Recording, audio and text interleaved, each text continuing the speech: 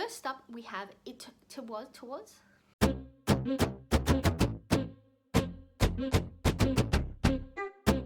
Welcome back to my channel, and the time has come to finish up my monochromatic year book edition. So this is the last recap, my December recap for the monochromatic year. This is a project pan that was created by KaliFab, who I will have linked down below. And the concept was that you worked on makeup products that fit for the color of the month. I decided to do things a little bit differently this year, and I have done it using books. So instead of panning makeup, I panned books that fit the color of the month. If you are interested in joining the makeup version of this project for 2021, it is now been taken on by the Fantastic Ladies. So I will also have their Facebook page linked down below. So if you are interested, definitely check it out and get involved.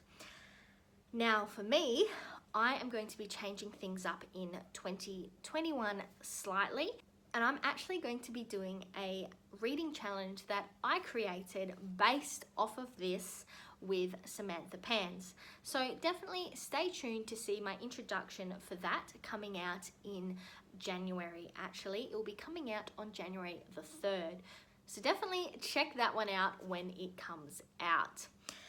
So let's see how we finished up the year, and I would say that we finished up strongly. So I managed to get through 3 books in December, and just a reminder that December's color was white. So this left us open to be able to pull in a lot of different books. So with that in mind, I managed to get through 3 books, 2 of which were audiobooks. However, one was actually a hardcover book that I received as a gift as part of our book club Secret Santa that we do locally. Okay, so let's talk about the last 3 books that I went through. First up, I have Twas the Night Shift Before Christmas by Adam Kay. So this is a non-fiction book. In fact, actually, all 3 books that I read in December had a large component of non-fiction. So this was Adam Kay's story about the Christmases where he worked within as a doctor, as he worked within a hospital.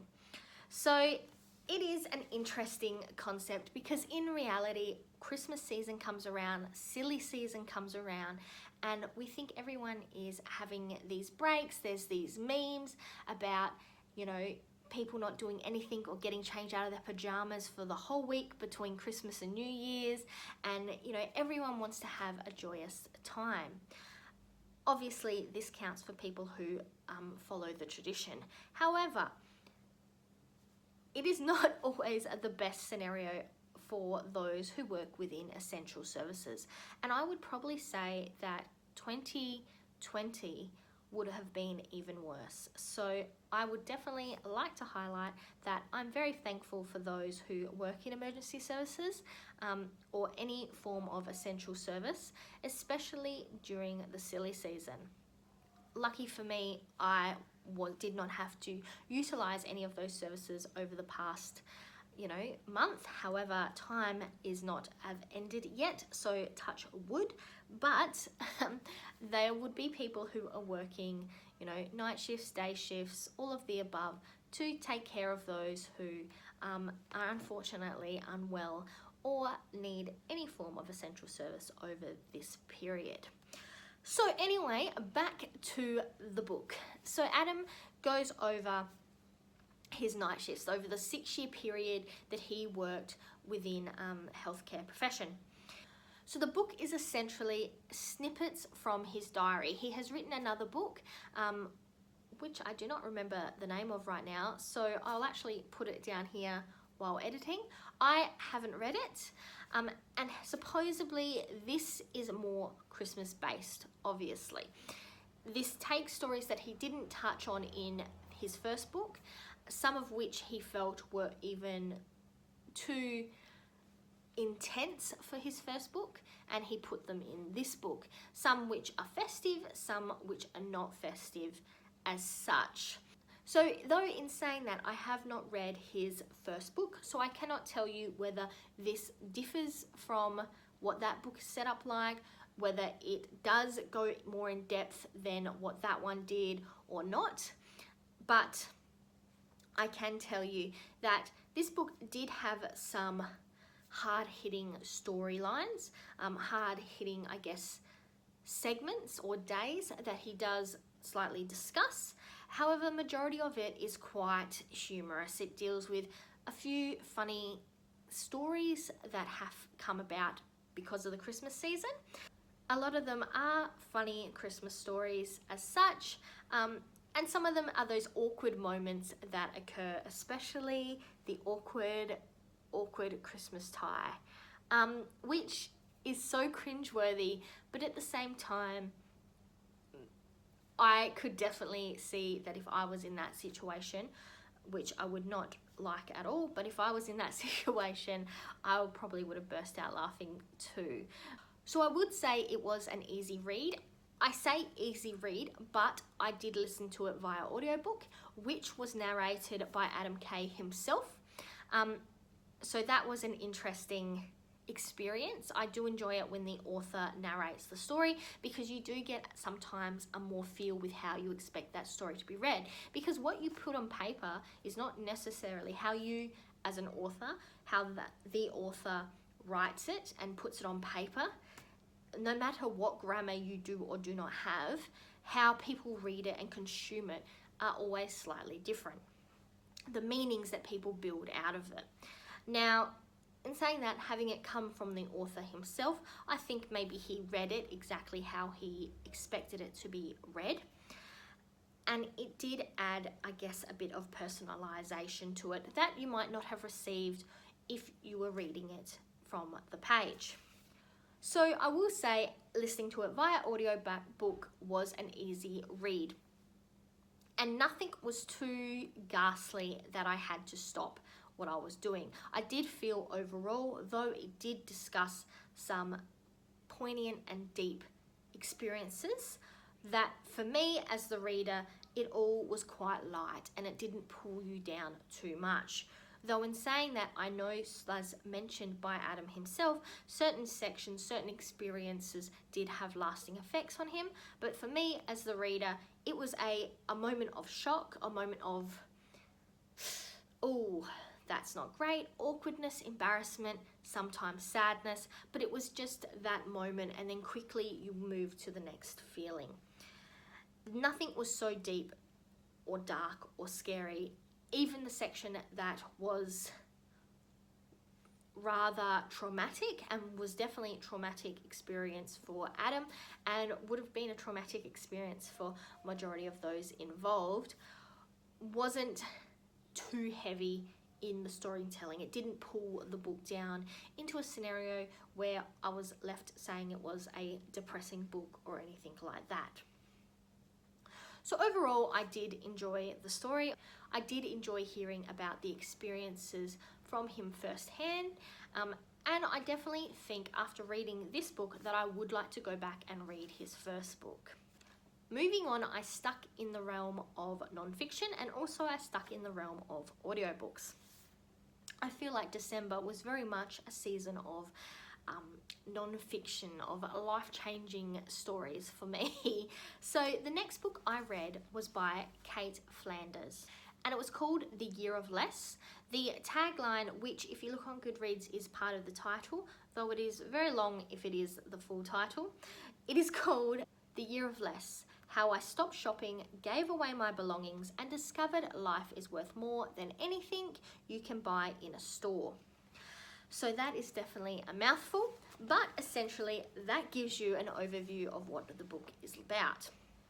And Kate, a few years ago, she made the decision to have a no-buy year, a spendless year, a year of buying nothing, because she was hitting a point in her life that she considered as rock bottom in regards to spending and money.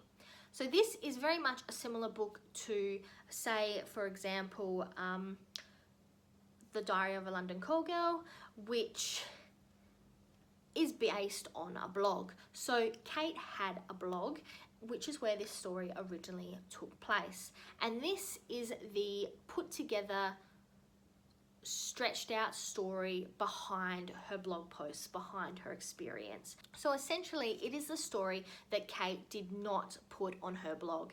It is the actual experience, the truth behind it. Overall, I found this book really interesting. I went into it, especially because the cover is so pretty. It's cutesy, I guess, is the way to say it. I went into it thinking it was going to be a bit of a,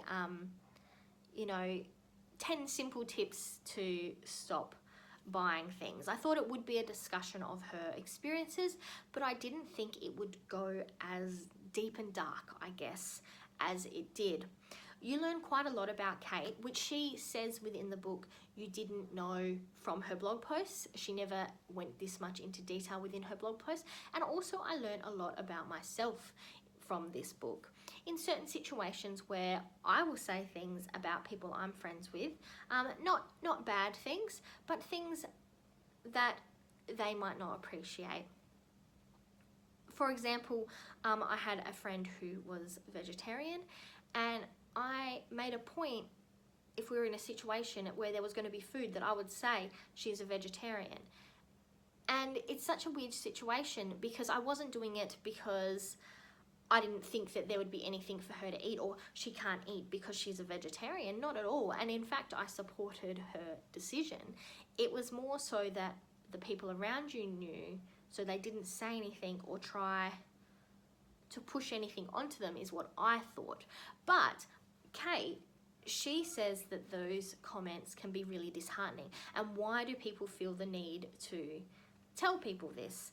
And when you look at it in that aspect, I very much agree. Now, she refers to it in regards to her drinking, and also I've had friends in the past who do not drink, and I have done the same thing in regards to that aspect as well, which I have, after reading this book, I felt a little bit guilty about. But I would like to say that I never meant it in a way to say that you are no longer fun if you do not drink, because that is very much your choice. And I think that making that choice, especially if you need to make that choice, as with Kate, it is a strong choice to make, and I think you should make that choice. If you definitely need to make that choice and make that decision and step back from that part, do so. If it becomes more than a habit and becomes into being a problem, you definitely need to make that decision to find yourself help, because going down those paths are not good.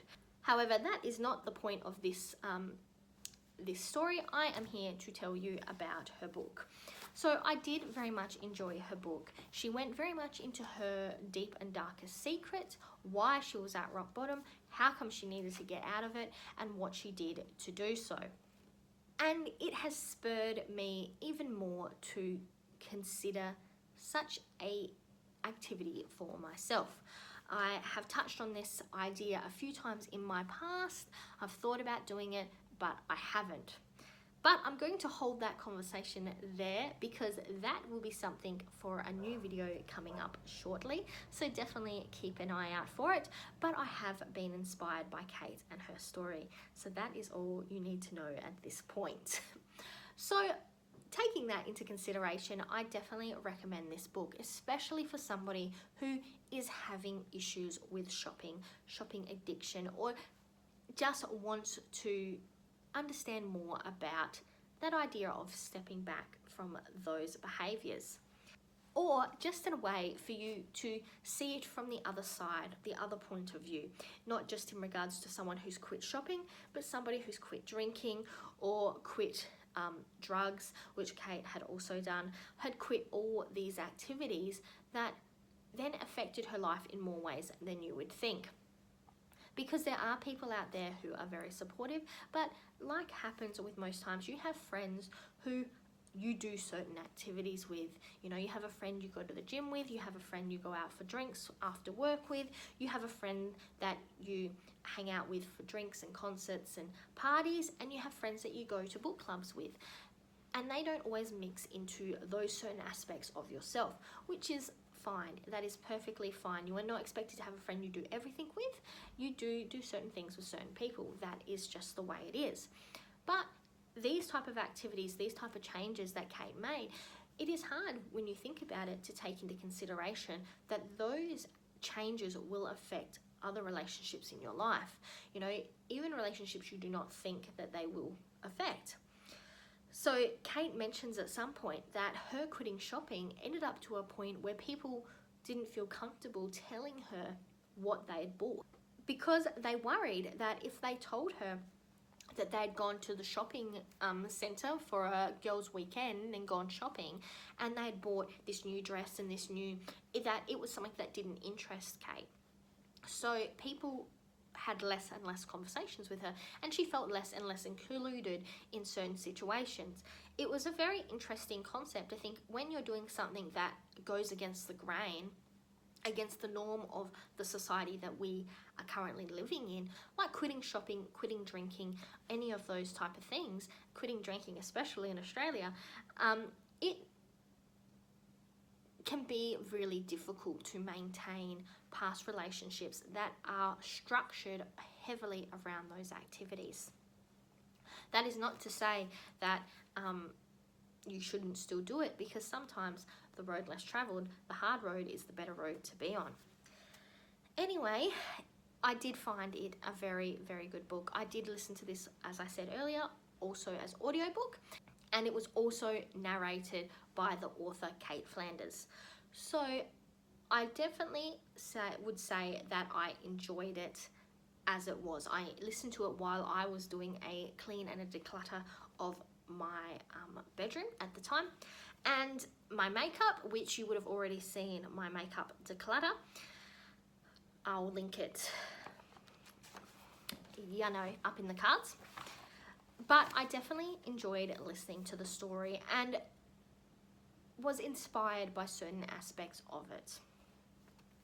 And it brought about some human aspects to something that probably was available via her blog, which I personally have never read, but something that I have seen many people do on YouTube, these, no buys and spend less and those type of things. It gave a more reality to actually the struggles of it, and how you might not realize that you are going to struggle with such a thing, but you will. So definitely recommend that if you are going to do a no buy, or you are doing a no buy, to maybe give this book a read. And the last but not least book that I read for December 2020 and for my monochromatic year was The End of Your Life Book Club by Will Shewald.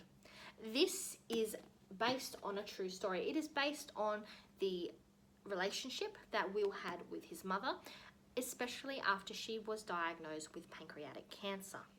So Will and his mother, they create essentially this End of Your Life book club, which Will does go on to say that we are all in our end of our life book club, because each book you read might be your last, which is a very scary and depressing concept. But like he says, people do not want to talk about death. And it's very true. People do not want to think about it or know about it. And I found myself, as I was reading this book, the further we got into it, the closer I knew we were coming to the unfortunate end. The more, I guess, depressed and scared I became.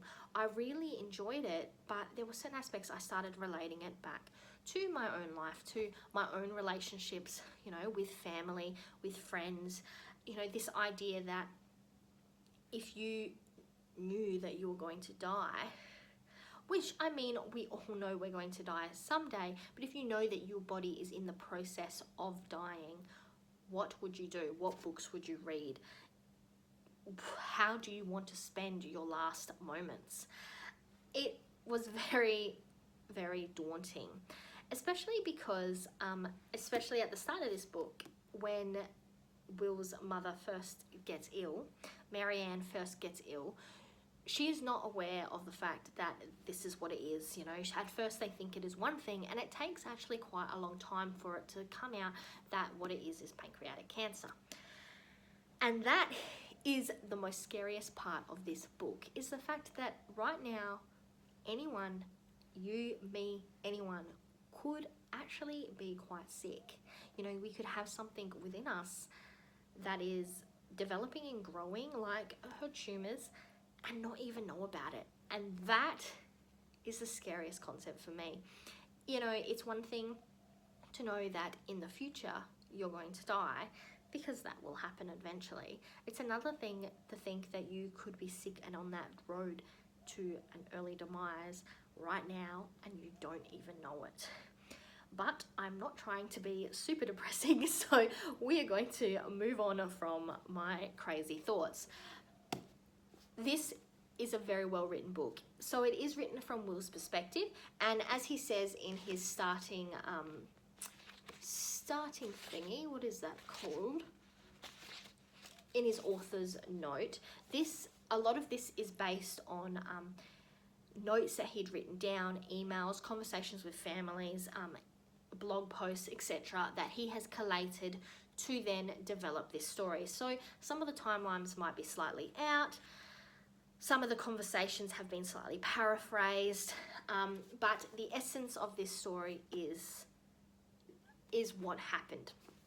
And also, it would be tainted by Will's perspective, because this is not from Marianne's perspective, this is not from, you know, Will's sister or his brother's or his father's perspective, this is from Will's perspective. So it is done from Will and his book club that he had with his mother, his End of Your Life book club, and also the conversations are tainted with Will's perspective.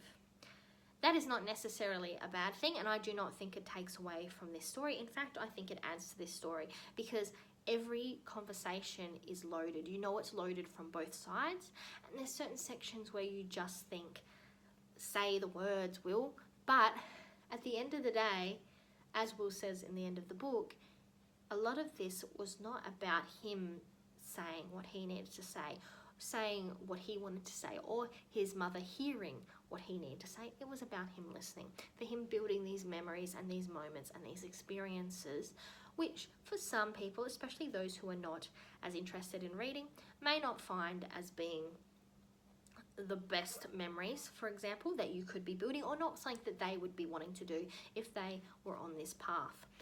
But for Will and his mother, this was a grand experience. This was the memories that you take. I also was heavily shook by a line within this book. In fact, I actually followed some of the stuff discussed in this book, and I dog-eared a page for me to read a passage for you. I realised then, for all of us, part of the process of Mum's dying was mourning not just her death, but also the death of our dreams of things to come. You don't really lose the person who has been, you have all those memories. Then he goes on to discuss a heap of memories. But we were all going to have to say goodbye to Mum, taking her youngest grandchildren to a Broadway show, or to the Tate Modern, or the Harrods, to marvel at the food hall and visit the pet store puppies. We're going to have to say goodbye to the little ones, remembering their grandmother beyond a fleeting image or an imagined memory prompted by a photograph. We would need to say goodbye to Mum at their graduation, and to buying them clothes, and to them bringing home boyfriends and girlfriends to meet her. We would also have to say goodbye to the joy of watching the next generation soak up the massive quantities of love their grandmother would have given them, and seeing them learn that there was someone in the world who loved them as much as their parents did, a grandmother who was delighted by all their quirks and who thought they were the most amazing creatures on earth. It was an idealised view of the future, but it was the one I carried in my head, and I don't think it was far off from the one my brother and sister and father and mother had. I was learning that when you're with someone who is dying, you may need to celebrate the past, live the present, and mourn the future all at the same time.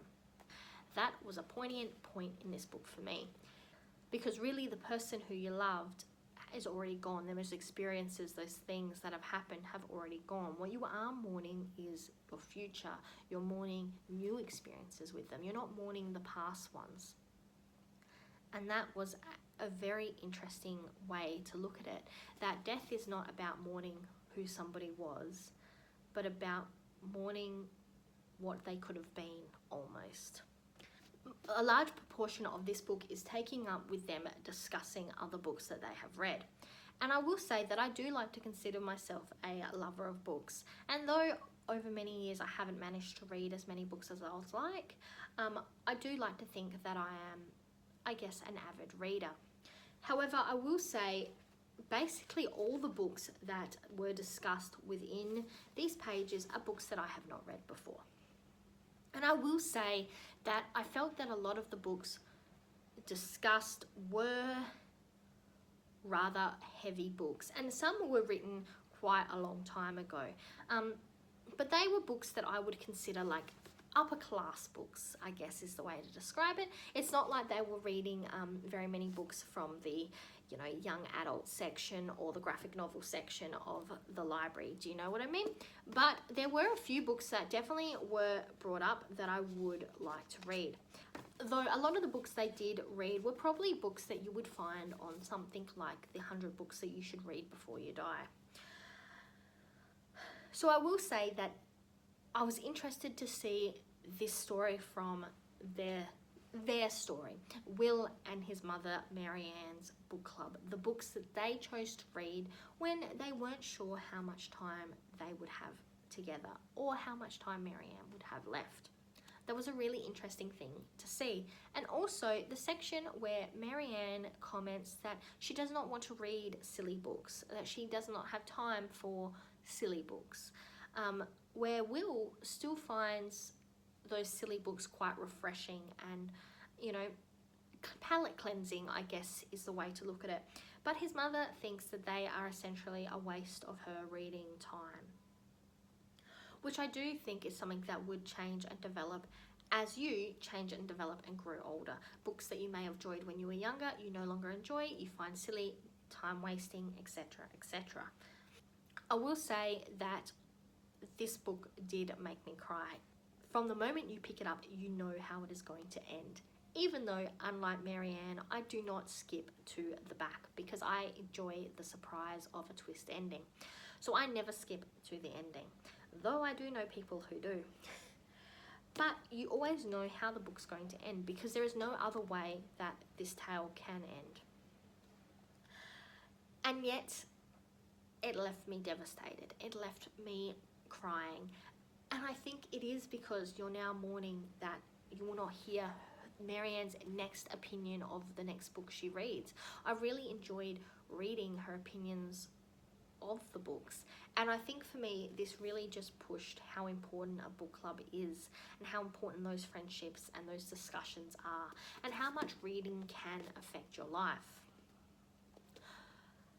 So if you are looking for a book to read and you do not mind reading a book that you know is going to have a sad ending, yet I feel that the pages themselves are filled with hope and happiness, the ending is rather sad. If you want to look like this, I would definitely recommend reading it. I really enjoyed it, and I'm very, very thankful that this is the book that I received as part of my book club's Christmas Secret Santa. This is the book that I got as part of that, and I really appreciate that that somebody from my book club gave me this book. So that is all the books that I have read. What is that for the year? That means in 2020, I managed to read 33 books. 33. Wow. I am happy with that. Some of these books are rather deep and heavy and non-fiction. Some of them are fiction, some were audiobooks, some were graphic novels. Some were children's books, some were adults books, and some were teen books. I'm really happy with the eclectic view that I got throughout the year, and I have really enjoyed majority of the books I have read. I will say that I found in 2020 that audiobooks have really opened up the reading world for me, because for me, reading takes a very long time and I have to have full concentration to do it. It is a bit of a workout, I guess, for me to read. And that at sometimes can create issues and barriers when trying to read books. And so I found that doing it via audiobook actually opened up a whole world for me. In fact, I found that I got through some books a lot quicker. Also, I enjoyed long drives a lot more because I just listened to audiobooks. And I found that I was enjoying books that I wouldn't have enjoyed if I had to read them. Because when a section or a paragraph or a storyline in a book becomes boring, because reading in itself is rather hard for me to do, I found that I would normally have got bored, and then I would have liked the book a lot less by the time I finished it, which would have taken me a lot longer because I would have had to force myself to continue reading through those sections that were not holding my interest. So then by the time I got to the end of the book, I would have been a bit more like, yeah, it was alright, didn't enjoy it that much. But now going via audiobook, though there are certain sections where I think, oh, this is a bit boring, I wish I'd hurry up, because the book is read to me rather than me having to read it, I move through that section and move on to the next section, and I find that because the effort is a lot easier and I'm still gaining the reading of a book, I am more likely to then read, say, the second book in the series, or have enjoyed the book and be able to say I enjoyed the book more than I would have if I had read it in the paper version. In saying that, I still love reading paper books, and I don't want to take away from that. And I know some people see audiobooks as not great, as not the best part of reading, but I still really enjoy them. And I think especially if you are someone who has trouble reading, if you are somebody who has, a inability to read, especially large words, large paragraphs, thick books, such things as dyslexia or otherwise, audiobooks are a really great way for you to be able to consume a book without having to go through the trouble of trying to read it, which I think definitely makes reading and books more accessible and more inclusive to anyone. An audiobook is great. Obviously, unfortunately, if you are deaf, it does not obviously allow that, but in other aspects, if you're blind or you have if you have learning disabilities or any other form of disability that stops you from reading, then audiobooks are definitely a way to experience a book without having to read from pages. Unfortunately, in saying that, audiobooks are actually really expensive. So I would definitely recommend, if you want to get something like a subscription, there is Audible. I used to have Audible. I do not currently have it now because I actually get all my audiobooks from my local library. So my local library has an e-audiobook library attached to it, and I borrow my audiobooks from there. Obviously, that means I am limited to what books they do have, but so far I have not gone back on it. I haven't wanted to go back and re-get my Audible subscription, and currently I'm quite happy to read the audiobooks when I can, get audiobooks when I can, and if I can't get an audiobook for a book I really want to read, I'm happy to read it in its physical version.